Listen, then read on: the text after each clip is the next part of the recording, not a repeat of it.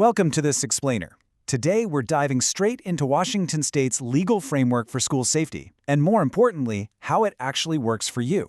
If you're a parent, an educator, or even a student, understanding the actual law behind your school's climate is an absolute game changer.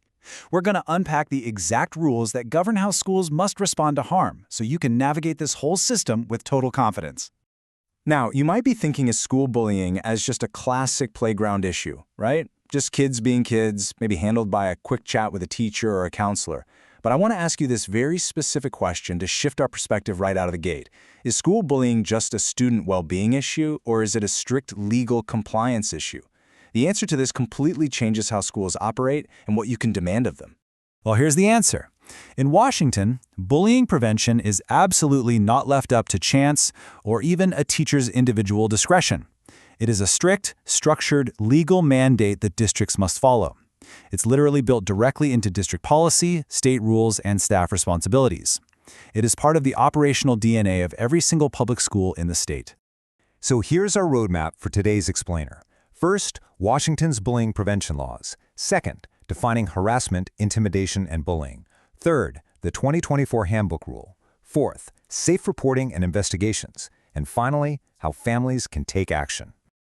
All right, let's jump right into Section 1, Washington's Bullying Prevention Laws. Looking at the big picture here, every single school district is legally bound to set up these core pillars. Think of it like a protective shield that has to be in place before a problem ever escalates. The law explicitly requires them to adopt a clear prevention policy and procedure. And they can't just shove a piece of paper in a filing cabinet somewhere. They actually have to designate a primary contact specifically for these matters and thoroughly communicate the policy to students, parents, and staff. The whole goal is to create safer school climates proactively, rather than just scrambling to respond after the harm has already occurred. Moving on to Section 2, defining harassment, intimidation, and bullying. You know, understanding the exact vocabulary of this legal shield is really half the battle. Washington uses the acronym HIB, which stands for Harassment, Intimidation, and Bullying. The state officially defines HIB as repeated or aggressive unwanted behavior that intentionally humiliates, harms, or intimidates another person. Notice how broad that is? Washington purposefully uses a wider framework rather than just one narrow definition of bullying. And crucially, this goes way beyond just physical shoving in the hallway. HIB formally covers things like verbal abuse, threats, exclusion, online behavior, and repeated targeting. I mean, harmful conduct doesn't always look like the classic Hollywood movie bully stealing lunch money, right?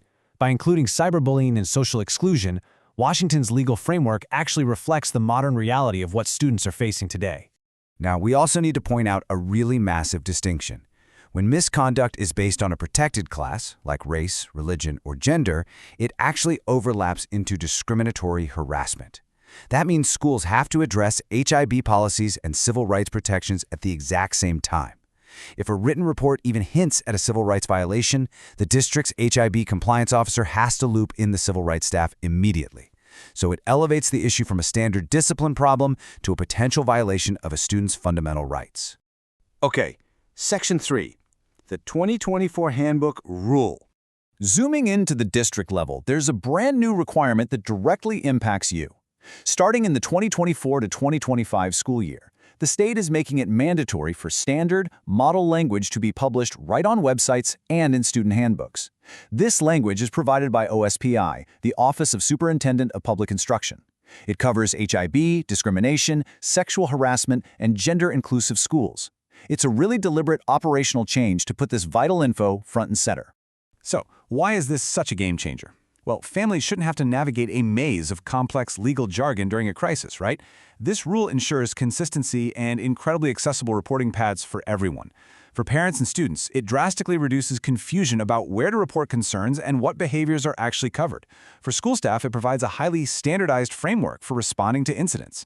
Ultimately, it means that whether you're in a massive urban district or a tiny rural one, the expectations and the rules are exactly the same. Let's move to Section 4, Safe Reporting and Investigations. You know, a reporting system is really only as good as the trust people have in it. And honestly, the biggest hurdle is usually fear. But Washington law strictly prohibits reprisal, retaliation, and false accusations against victims, witnesses, or anyone who reports an incident. Students and volunteers are just so much more likely to speak up when they know they're legally shielded from retaliation. The state is actively encouraging reporting by guaranteeing a safe path for anyone with reliable info to step forward. And this expectation goes deep. The state wants districts to strategically layer their prevention efforts to build a genuinely safe climate, not just hand out punishments after the fact. Look at this holistic ecosystem. You need clear district policies paired with comprehensive staff training. You need student education on respectful behavior, direct family communication through those new handbooks, follow-up supports for students who are harmed or at risk, and a vigilant civil rights review. It's a whole ecosystem, totally designed to support mental health and suicide prevention right alongside bullying prevention. Finally, Section 5. How families can take action. All right, let's zoom all the way down to the micro level, where we turn all this legal theory into practical tools you can actually use. If you live in Washington, your very first step, before a concern even pops up, is to go to your local district's website. Don't wait for an emergency. You need to locate the HIB policy, find the official reporting form, identify exactly who the primary HIB contact person is, and review those overlapping discrimination and gender-inclusive policies. Knowing exactly where this stuff lives gives you immediate leverage if things ever go sideways. Now, if an incident does happen, documentation is absolutely crucial. You need to record dates, names, locations, grab screenshots, and list witnesses. Human memory fades, right? But a well-kept log definitely does not. This factual record forces a timely district response. It makes it incredibly easy for the school to investigate under the law and gives you everything you need to follow up effectively if you feel the school's response was incomplete. So, I want to leave you with one final, absolutely crucial question to look up today. Do you know who your school district's primary HIB contact is? Because in Washington State, bullying prevention isn't just some feel-good slogan. It's a hard legal responsibility, and it works best when families are fully informed and holding the system accountable. Take 5 minutes today to find that name on your district's website. Thanks so much for joining me on this explainer, and I really hope you feel empowered to ensure a safer environment for every student.